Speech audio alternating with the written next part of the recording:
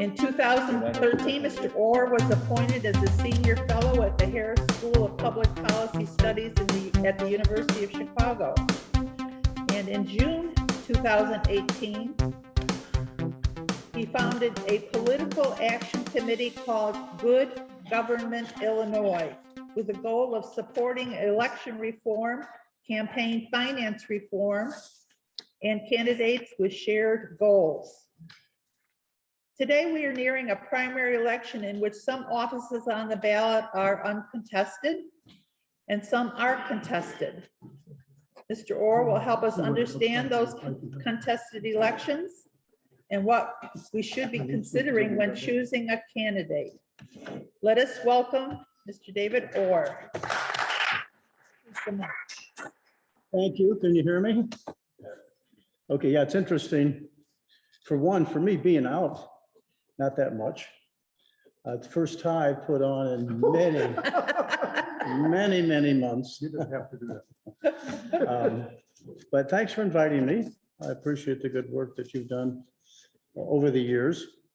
And it's ironic, we're talking about how to prepare ourselves for a primary here in Illinois, because we want to do our best. We hate to pick bad guys and we like to pick good women or good men, whatever. So, but the irony is that we are doing it at a time when our democracy is extraordinarily threatened. And I won't talk about that unless there's questions, we have time, but we've never seen this kind of threat. I mean, this is so serious. Many of us are older. I worry about where we'll be in a very few years. We see authoritarianism growing around the world. Again, there's a lot of reasons for that, and there's reasons why many young people have given up on democracy, which is a very frightening fact that polling shows. So there's a lot to worry about, but in the meantime, we're here to do what we can. What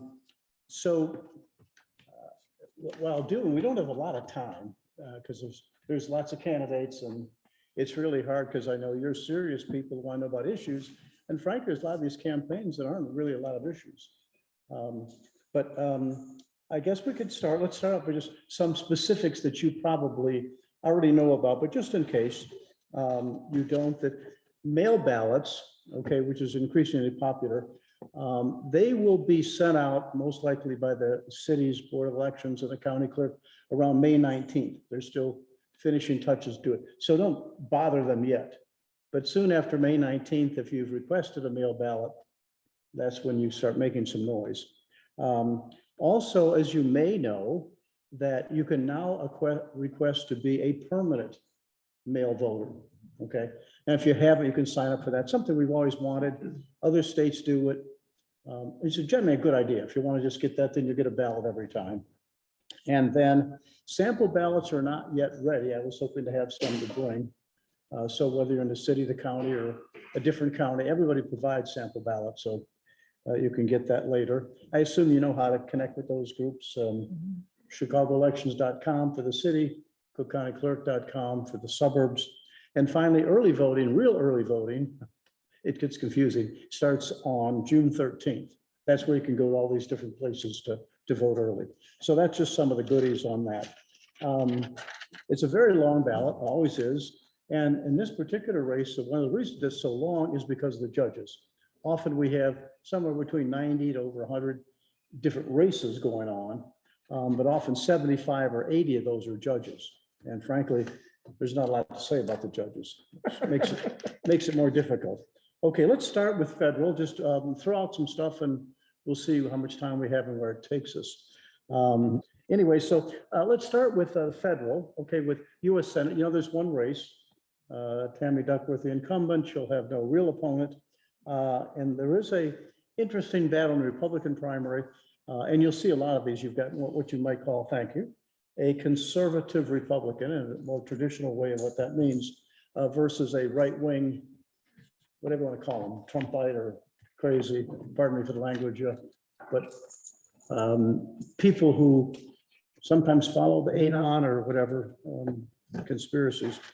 Now, if we move to Congress, several interesting ones, as you may know, and feel free to interrupt me, but I'm no expert on all this. A very interesting one in the first congressional district where Bobby Rush is retiring. There's a boatload of candidates. And you've got State Senator Jackie Collins with a lot of experience. You've got Alderman Pat Dowell, member of the chair of the Finance Committee, right, who's going to run for Secretary of State and then pulled out.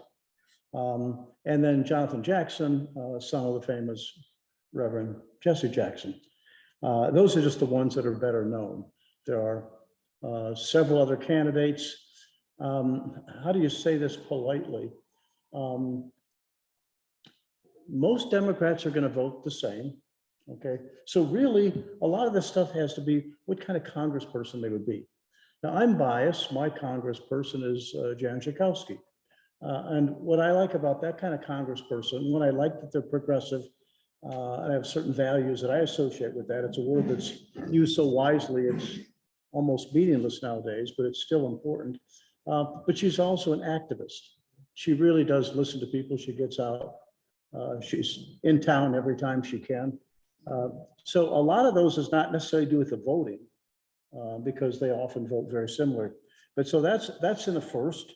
And also we have a contest between two incumbents, as you know, Sean Caston and Marie Newman.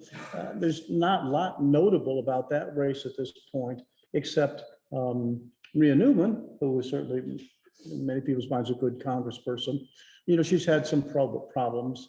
I want to call it ethics, but there's relationships with a staffer and inside politics, so to speak. So that, depending on the way the campaigns are run and who has enough money for ads, that will be a big one. In a Republican primary, this is important for us. You've got incumbent Rodney Davis, who is a conservative, and conservatives today are much more conservative than they were when I was younger. Okay, people don't realize that as we experienced a lot. When I first ran in 1979 to be an alderman in Chicago against the machine, Charles Percy endorsed me. Okay, now what would Charles Percy be today if he was in the Senate? A liberal Democrat, right? I mean, it's like, they'd shoot him in terms of the Republican caucus. But at that time, you had Jacob Javits and Chuck Percy, a very different world. And it's important. A lot of our young people don't understand that. But anyway, so Rodney Davis is running against a woman named Mary Mills, who's a Trumper and very right wing. I don't know how to use these words. I get very offended when the media, which I love and hate at the same time, many of you may have the same, but there's so much misinformation on even our friendly friends, and they keep using the word conservative, and that's inappropriate nowadays. In other words, it just makes the difference. If you define what conservative means, but don't call people who were the Josh Hawley and some of these clowns, don't call them conservatives. You may want to support them, that's your business, but they are not conservative. They are extreme right wing. But then we also have a local race that's pretty hot, taking Gutierrez, Luis Gutierrez's spot. You've got Delio Ramirez, and you've got Vil Villegas. Daley is a state rep, supported by a number of progressive groups. Gil is a alderman, supported by most of the traditional party. Okay. So again, we can have questions if need be. So, but before going on with other federal or all the state candidates and so forth, let me just jump out of turn. Okay. As speaker, I have the right to do that, right? Okay. The reason I'm going to say that is in case we don't have time, I'm going to tell you what I think is the most important race on the ballot in this primary. Yeah. Okay. And that is, I believe, the race for assessor. And let me tell you why. The assessor is a very complicated race. It's complicated issues. It's the heart and soul of the corruption in this state is why I'm raising this issue. The assessor's office was ruled before by Joe Barrios. Joe Barrios, who Madigan put in, first of all, to the Board of Review, then he made him basically assessor, and also made him chairman of the Democratic Party. Those two things went together because the most corrupt thing about what the assessor has done historically, and then I'll get to the contest, okay? The most corrupt thing they've done is they created this fantastic system of I don't want to use the word fraud because often what they do is legal, okay? But a misrepresentation of what the public deserves. And that basically is always over assessing the little guy, the mom and pop homeowners, particularly in black and brown neighborhoods, and under assessing the fat cats downtown, the big commercial real estate. And then the key is that there'll be all these challenges. Unlike any other place in the country, thousands and thousands of challenges. Oh, of course, I'm going to challenge my taxes, okay? And often attorneys take 25 to 40% of what you get. So the scam, and what I call a scam in my book, was all these attorneys, and I'm not saying the attorneys were doing anything illegally. That's the genius of it. They would go represent you, right? Your taxes you think are too high. You want to challenge it, okay? Either at the assessor's office or the board of review. And so you have all these challenges that hurt taxpayers, because if you win, as you usually do, if you get a lawyer to represent you, at least before burials, you don't need a lawyer anymore to represent you before the assessor's office. But yes, you may get a little bit of money back, and they will take 25 to 40%, and then they will shift a great deal of that to Madigan, to burials, to the party, to the board of review people, okay? Anyway, as you know, I feel strongly about it. So I was very pleased that Fritz won. I know it's complicated. Even some of my friends at the Sun-Times have written some, I think, wildly inaccurate information about the assessor's office. But fundamentally, there's been a major shift. Besides the obvious cleaning up the office, hiring talented people, not hacks, kicking the hacks out. I mean, they're their top lawyer there, worked in his office on politics all day long. Okay, well, that's not happening now. Not taking money from those people, all these real estate lawyers. And if you get, like everybody else does, thousands of these mailings from these lawyers, because I want to sell you, use me to appeal your taxes. It's often like, oh, well, the assessor screwed it up, so I'll sell your taxes. There's all that built-in advertising against him. But the key, what's happened is, according to don't listen to me, listen to the outside experts, the national assessment groups, they all agree that what he's done is force commercial and bigger interests to pay their fair share. Okay, that is clear, and therefore homeowners pay less. And so the reason I say it's so fair, and I have nothing against his opponent personally, okay, but the reason I'm concerned is it's not about his opponent, you know, a young woman. It's mostly the people behind that race. Madigan is still pulling the strings. Madigan's key unions, the more conservative unions, okay, that put up fraudulent candidates in certain cases and so forth, and the powerful real estate downtown. That's who's supporting this, okay, along with many of these real estate attorneys I talk about. That again, decent people trying to make a buck, but over the years they felt like they had to do that. That's what's wrong with our old politics.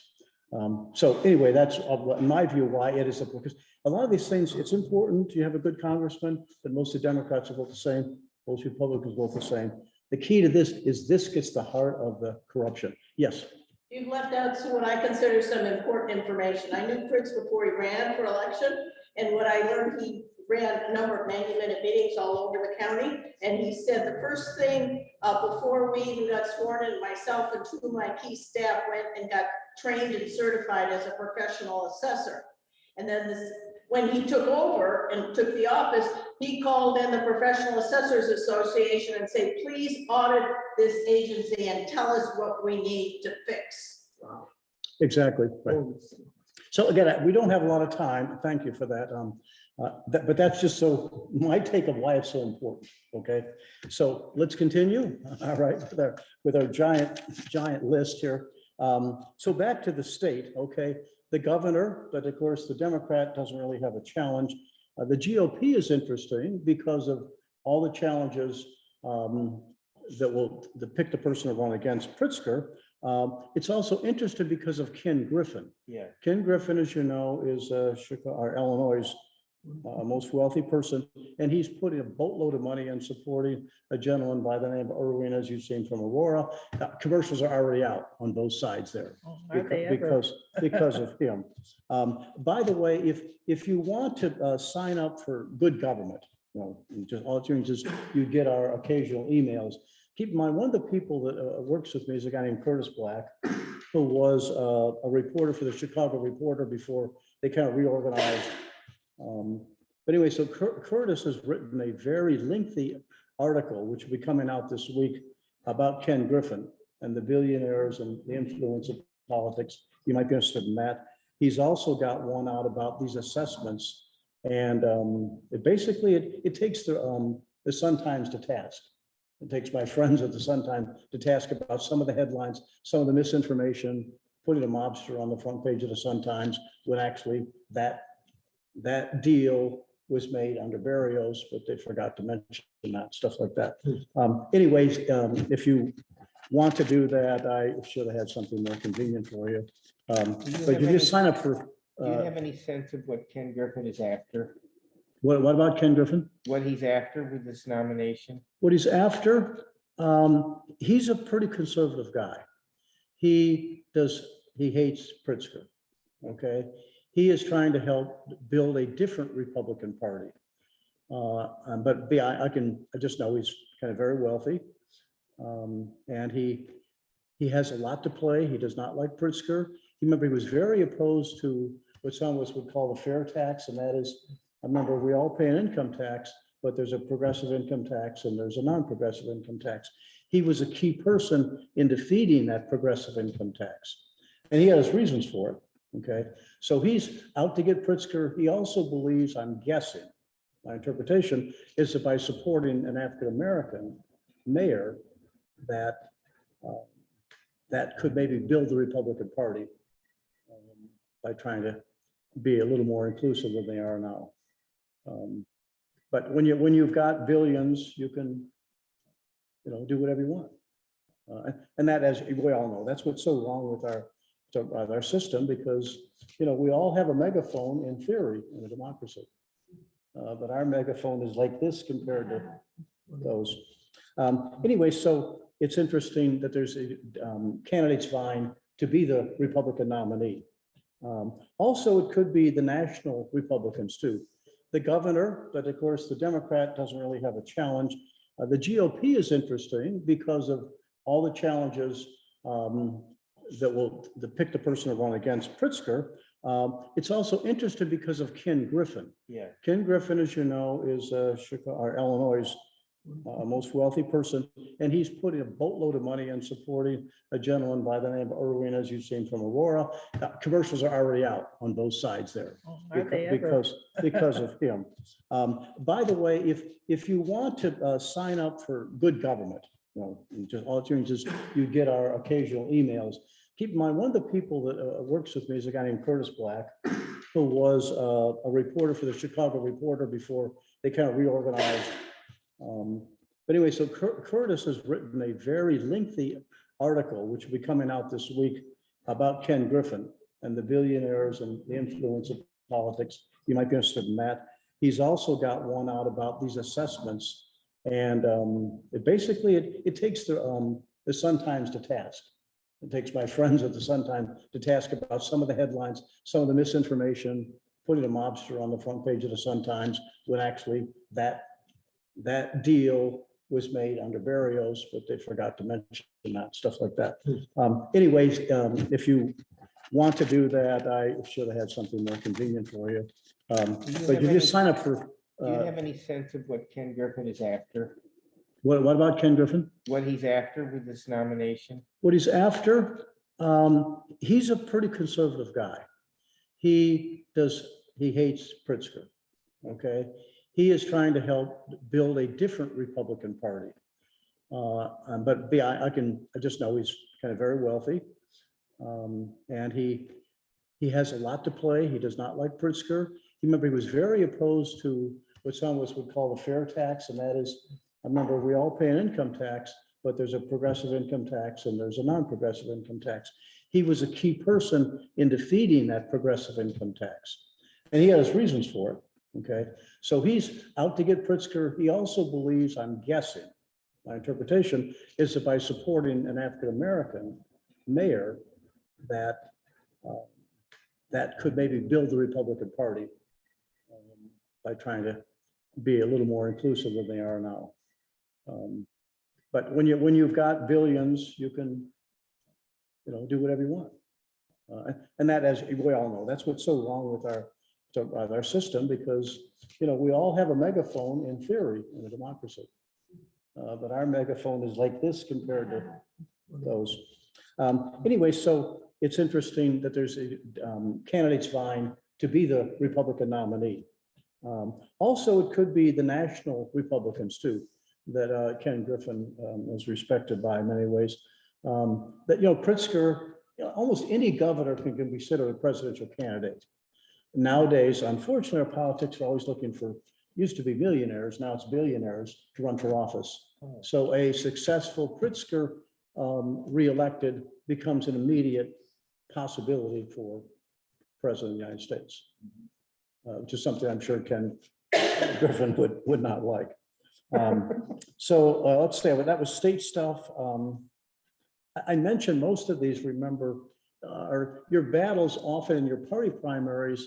On the Republican side, it's between what you might say traditional conservatives versus the new right-wing Trumpies, or whatever you want to call them. And then on the Democratic side, and it's not always this neat, various flavors here, but you get more traditional Democrats versus more, quote, progressive, even though people use different labels. So let's go on to the state with the state Senate. The state Senate member has only 1/3 of them up. And if my numbers are right, about more than half of them have no challenge, at least at this point. I think 16 Democrats have no challenge and 14 Republicans have no challenge. So in the 30 of the 58 districts, I believe there's just a single candidate at this point. State rep side, because remember, all state reps are up, only 1/3 of the state senators. There's a big one in the 13th district, and we might be in a 13th, I'm not sure of the boundaries. That's where Greg Harris is retiring from that position. There's a bunch of candidates, you probably know some of them. A woman named Ellen Dordick, a social worker, Joe Struck, who's a data analyst, Sergio Mojica, who's a CPS principal, Han Nguyen, who's a technical entrepreneur, and a gentleman by name Andrew Peters, and I couldn't find anything about him on the website. Anyway, that's a hot battle.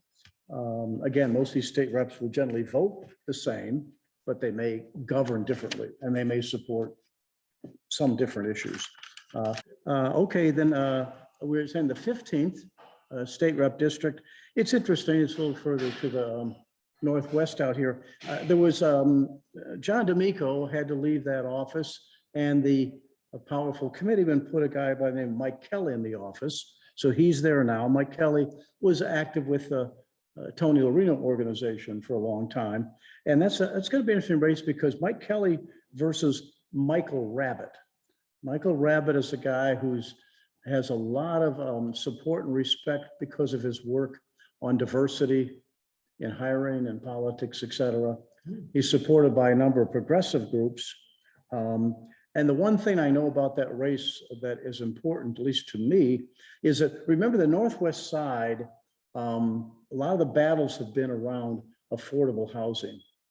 Remember John Arena, the alderman, supported affordable housing. Some of the more conservative unions and others went after him. That's partly why he's gone. The same thing is being used against Michael Rabbitt.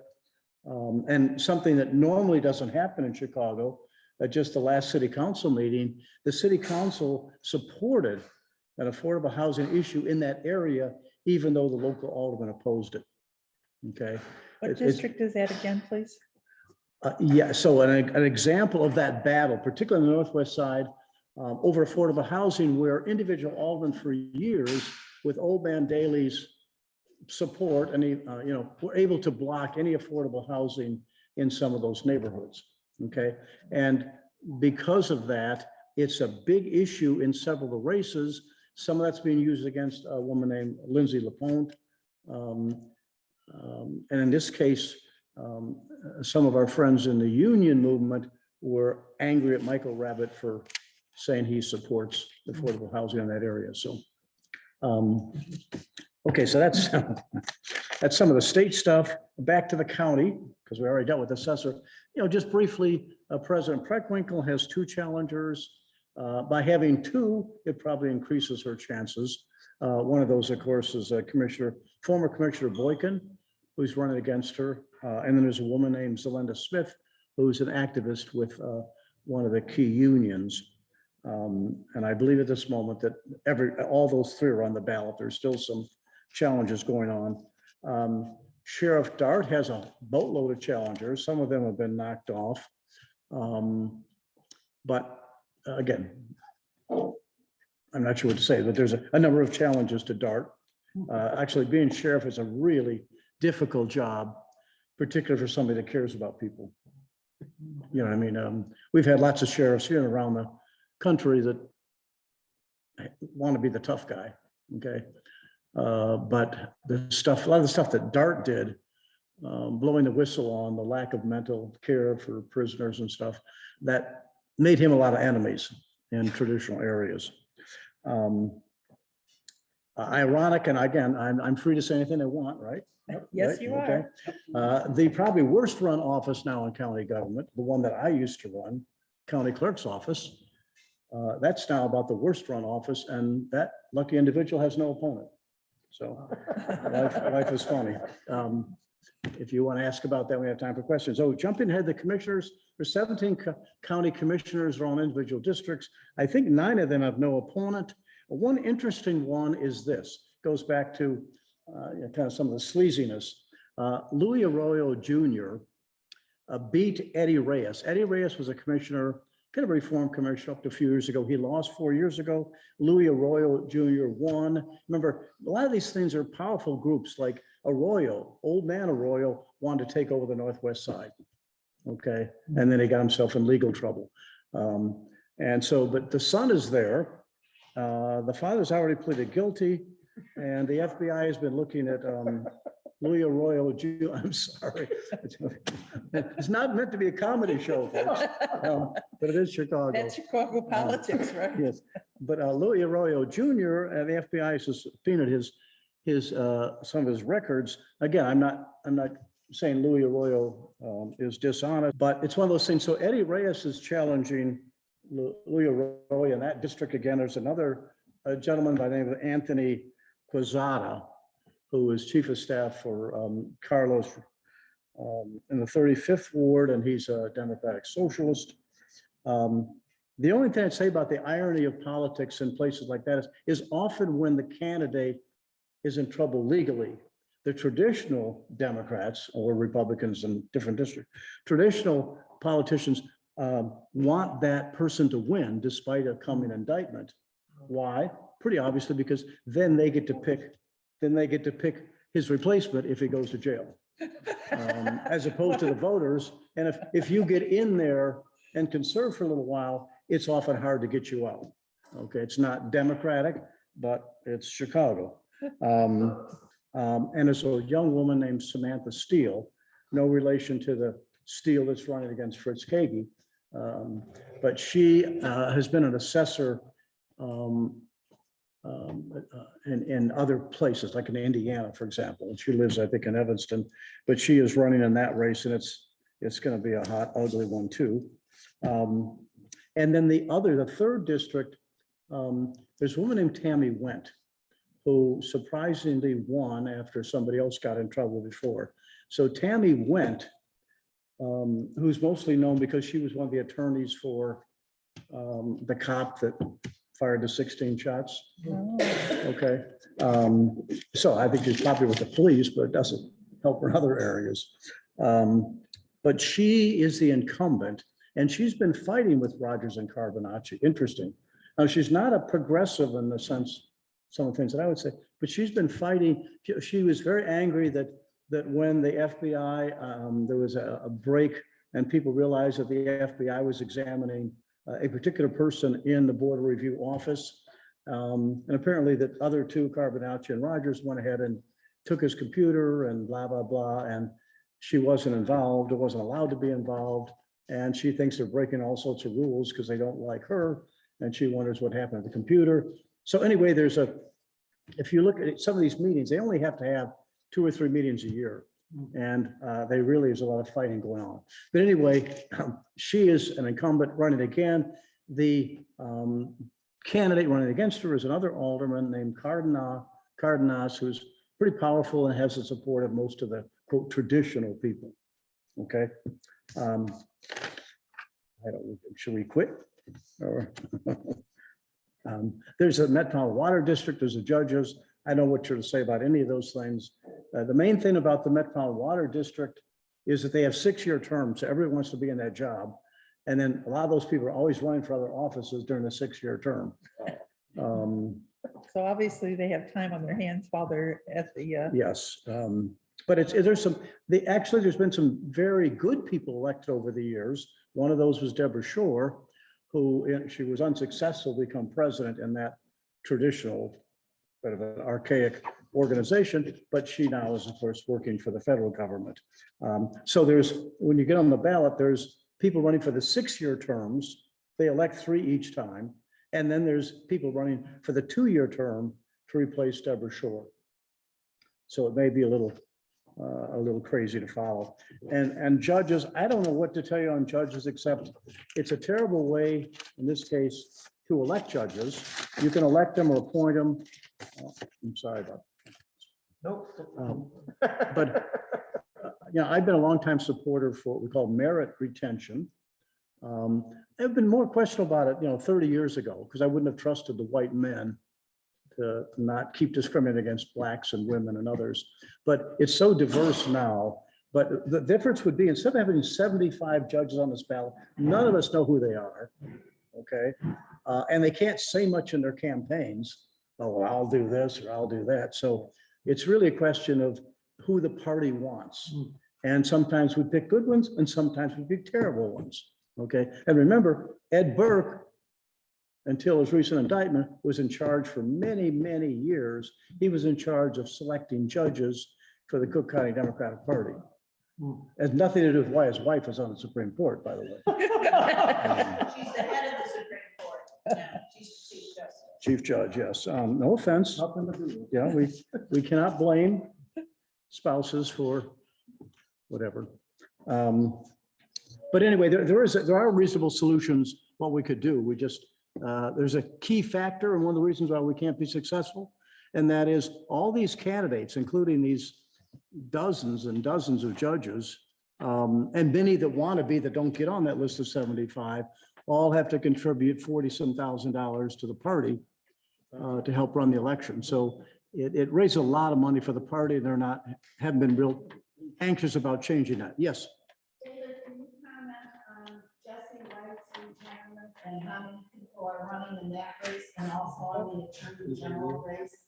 Yes, that's the Secretary of State's office. I'm sorry, that's important too. 3 major candidates, Secretary of State's office. So Jesse's out after a long career. The 3 major candidates include Alexi Giannoulis, who was a state office holder before, and then lost in a race for U.S. Senate. Okay, and then we have Anna Valencia, who is presently the city clerk. And then we have Alderman David Moore. And I believe, again, some of the hustlers put, I don't know this person, and I don't know if they're still on the ballot, but someone popped up downstate with the same name as David Moore. And in my suspicious view, it had something to do with making sure David Moore, a black guy, maybe didn't get so many votes. Again, they used to do that more often. In fact, Jane Byrne would have never been mayor of Chicago if the machine wasn't so arrogant. That was 1979. They were so arrogant that they didn't put somebody else up. They figured Belanda could easily beat her. And then the snow came. The snow came, and all of a sudden, Belanda is comparing himself to Jesus in terms of being crucified. And lo and behold, Jane Byrne's elected. So often the powerful folks often put up candidates. So about that situation where Brannigan had 2 Latinos come up, do you think that ranked choice voting would really be a solution for that kind of problem? Do you think there's any possibility we could get there in Chicago? I'm personally, without being a lawyer or an expert, I believe that was a bad decision. So, but it was a decision. It's made. It's not law of the land. And a lot of people are getting in trouble are looking at some of these federal decisions because they think it might make it easier for them. So if I'm following your point correctly, I wish there was a way to do it, but it hasn't been appealed that I know of. That's not my point. My Okay. point is when a politician brings up 2 or 3 other fake candidates to dilute the vote, ranked choice voting would be a way for people. Oh, I'm sorry, I missed that. Yes, ranked choice voting would help in that case because they'd have to be careful. In other words, in this case, they'd have to be careful because there would be a runoff of the top 2. And so he could end up in a race with him versus a Latino in a district that's increasing Latino. And then what has happened? What do those make-believe Latinos says, oh, well, it was all a joke and I quit? So just to make sure folks understand what we're talking about here, ranked choice voting is a way where Excuse me, can you come closer? Sure, ranked choice voting is a way where when you vote, you get to vote for essentially multiple choices. I'll vote for A, but if A loses, I'd like the vote transferred to B. If B loses, I'd like the vote transferred to C. So what Madigan would do is he'd bring up 3 fake Latino candidates, and all the Latinos would vote for one or the other, and they'd all get their votes spread out, and Madigan would win, even though he's a minority. With ranked choice voting, all those Latinos would say, I'll vote for this guy, and if that fails, this guy, if that fails, this guy. So all the votes would end up falling down on one of those Latino candidates. And then Madigan would have to face that guy. In fact, he might even just lose to that guy. Right. Yeah, and more places are using it. And you might know that Evanston, under the organization called Reform for Illinois, that I like and work with, they're doing an experiment in Evanston on ranked choice vote. At least they're trying very hard to do it. Did you say the name It's of on the a voting? referendum in Evanston. The law in Illinois right now is that a city can use ranked choice voting, but they have to have a referendum. They have to have their citizens vote to try to use this method. That's all I have you here. I have one other thing I'd like to ask you about. I'm an EM, I run an EV site, and to see the office you held, which was one of the best run election jurisdictions in this country, become what it is now. Everyone I respected is gone, and the EJ community is livid about this. And to hear that the current clerk has no primary opponent is very bothersome to us. So should we be considering? I mean, who's she going to face in the general? Should we be considering? Nobody. The Republicans in recent years, they think it helps them not to run any candidates because they're all going to lose anyway in November. So they don't want to waste the money or encourage certain turnouts, whatever. So I don't believe any of the quote executive offices, clerk, treasurer, assessor, I don't think it will be Republican opponents. So though whoever wins in June, they're in. There will be some Republican, in a few cases, Republicans running for commissioner in those districts where they might have a chance. And we still have one Republican commissioner. So it's one of those things. One of the problems with progressives and reformers and independents is we don't really have much of a bench. There's a lot of good people. We just don't have organizations that are constantly trying to help those people and encourage them, whereas the traditional party has a lot, okay? And we need more of that. There's plenty of people that could have run and won, and even if the incumbent won, at least those issues would be out there more. I mean, we're talking about hundreds of thousands of dollars every year we're all paying because of the lawsuits from Shackman violations. I mean, and I could go on, partly because, decent people were, like some of the supervisors that worked in the Vital Records Department. One of them was up in, one was Skokie, one was Rolling Meadows, and they were transferred from Rolling Meadows to Markham. Okay, you try doing that drive. And of course, fortunately, some lawyers stepped in, including Shackman, and thought that was clearly a political tactic. But anyway, everybody should be looking for kind of good candidates that share the values, whatever they may be, that you have. We have questions online. Do we, Yeah. Dan? Maria, would you unmute and Ask your question. She just wanted me to read it out. Maria's question from online is, do you feel the information from the website Vote for Judges is helpful at all? The website Vote for Judges? Vote for Judges. I am sorry. I'm not even aware of that website. So, I mean, may be great, but it may not. Judges is complicated. I do think you can look at the various bar associations. I think my favorite happens to be the Chicago Council of Lawyers. But there's a lot of different groups. You know, there's a Latino Bar Association. Justice Watch has recommendations too, I think. Injustice Watch. Injustice Watch is another group. Yeah, I think the key to this is looking at organizations that you respect, seeing what they say about the judges. Sometimes there's very good judges that don't get endorsed from obviously the Democrat Republican Party, or don't even get endorsed by a bar association. One of those in my mind, by the way, is a guy named Dan Balanoff. Dan Balanoff, his loyalty work for years has been basically helping small town people. He's from that famous Balanoff family, you know, the ones that work for Eddie Sadlowski are still workers, and they just small office, they work for people. That doesn't make them any less knowledgeable about justice or courtrooms. It just means they chose a different career. So the challenge, I don't know, I'll look that one up myself, but I don't really know. And it's very difficult. I always look for people I respect. You know, and some of the ones that are not clear to me are people who have practiced that I think share my values, and really ask them. And it's, like I say, I would change it if I could. If we had merit retention, and let's say you had 75 judges up, what would happen, there'd be a review. And in most cases, probably 65 of those would be, okay, your records are this, we looked at lawyers, blah, blah, blah. You get another 6-year term. Anybody that doesn't make that cut, let's say there was 7 or 8 of them, you have a choice. You either quit or you get on the ballot.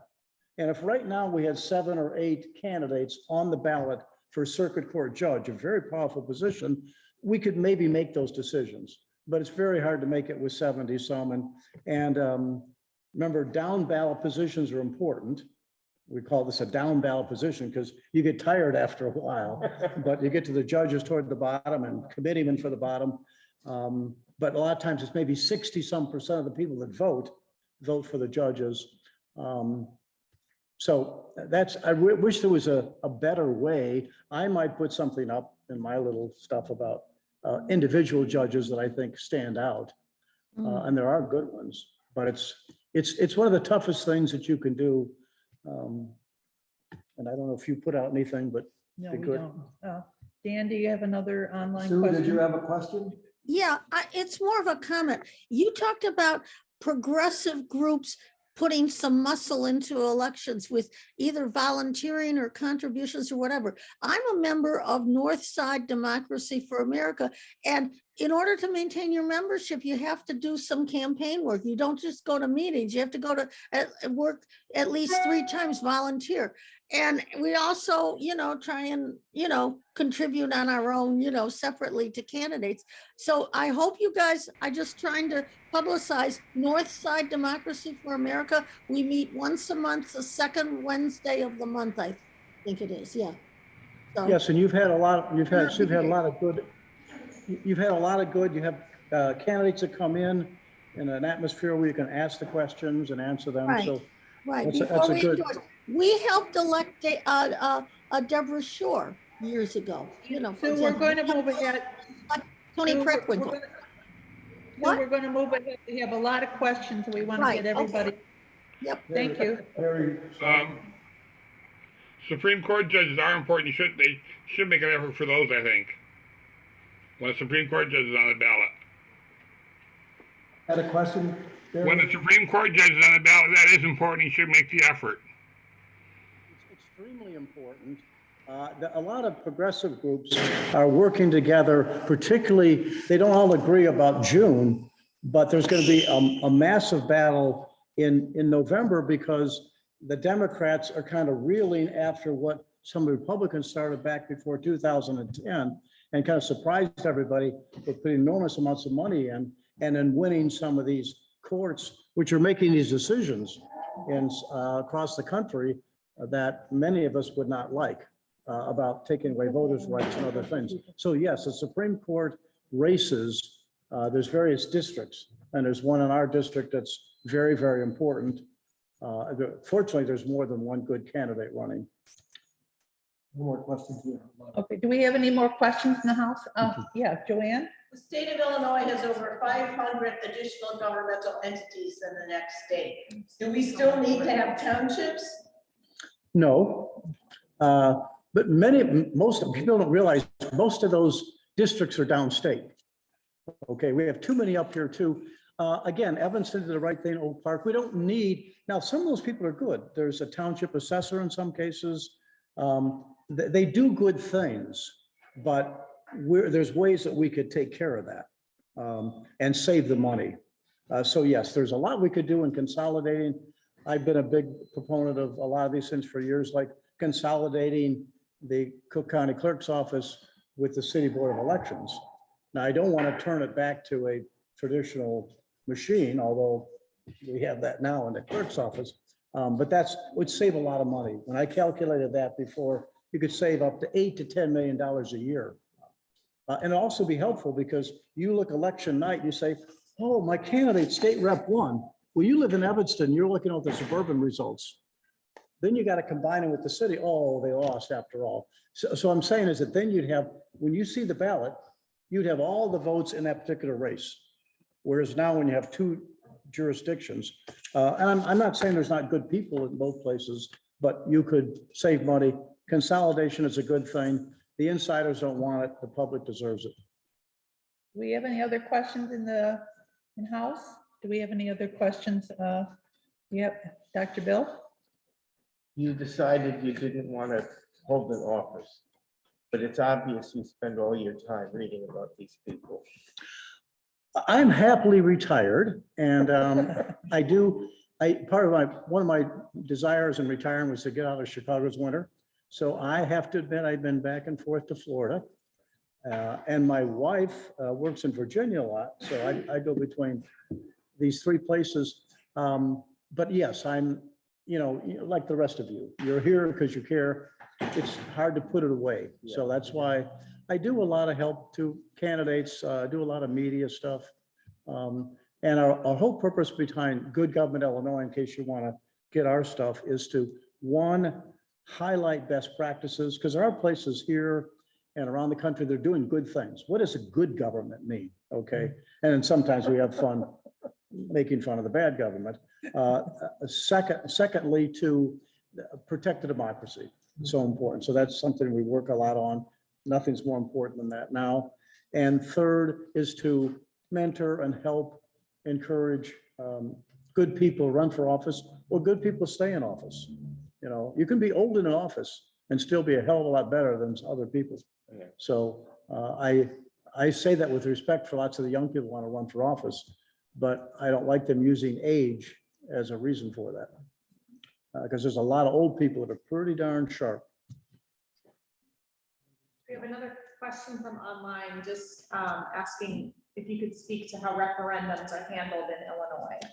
Well, referendums are very complicated. They're different in Illinois, meaning not like, some states, you can have referendums that actually are advisory and referendums that can result in a major decision. I mentioned earlier the move for a fairer tax.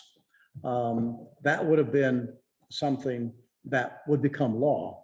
Many of the referendums are simply advisory, which can be important. So like all things in politics, good ideas like referendums can be used and misused.